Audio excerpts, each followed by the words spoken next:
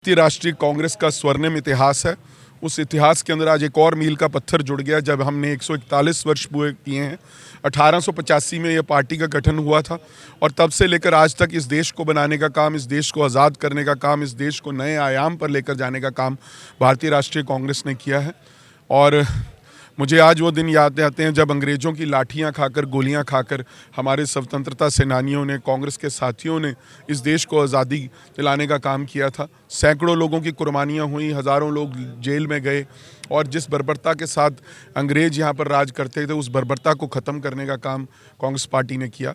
और 1947 में 15 अगस्त को जब देश आज़ाद हुआ, तब से लेकर 2025 तक कांग्रेस पार्टी ने राष्ट्र निर्माण की तरफ पूरा सहयोग किया है। पंडित नेहरू ने देश को आगे बढ़ाने का काम किया, वहीं लाल बहादुर शास्त्री ने जय जवान जय किसान का नारा देकर किसानी और जवान जो है हमारे फौज के, उनको प्रोत्साहित करने का काम किया। इंदिरा जी ने हरित क्रांति, दुग्ध क्रांति करके पाकिस्तान जैसे दुश्मन देश के दो टुकड़े की और बांग्लादेश की संरचना की।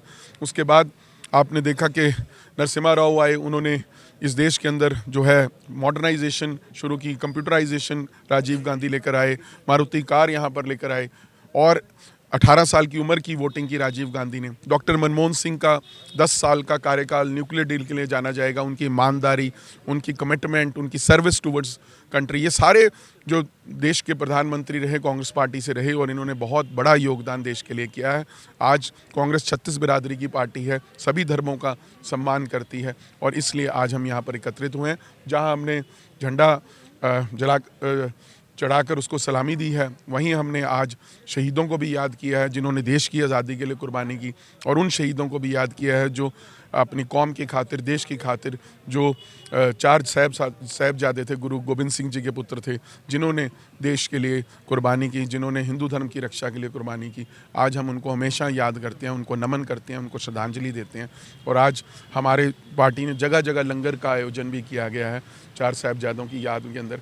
और पार्टी के सारे कार्यकर्ता मिलजुल कर आज इकट्ठे होकर एक संकल्प लिया है कि आने वाले समय में बुराई से लड़ाई करेंगे, भ्रष्टाचार के खिलाफ आवाज़ उठाएंगे और हर जो पीड़ित है उसके साथ उसके न्याय के लिए लड़ाई करेंगे। जैसे उन्नाव का भी मामला सामने आया, जहां कुलदीप सिंह सेंगर ने एक बच्ची के साथ दुर्व्यवहार किया और उसकी सज़ा अब जो है वो रोक दी गई है और उसको जमानत मिल गई है। ऐसे सभी मामलों में जहाँ भी किसी व्यक्ति का उत्पीड़न हुआ है, किसी महिला का उत्पीड़न हुआ है, किसी दलित का उत्पीड़न हुआ है, हम सब के साथ खड़े हैं। कांग्रेस पार्टी सबके साथ खड़ी और सबके आगे बढ़ने के, सबके उत्थान के लिए निरंतर काम करती रही। बिल्कुल, आज आम आदमी पार्टी के लीडरशिप ने मुझे संपर्क किया और उन्होंने कहा है कि हम दोबारा से मिलकर चंडीगढ़ के अंदर जो है चुनाव लड़ें और मेयर, सीनियर डिप्टी मेयर और डिप्टी मेयर लाएँ।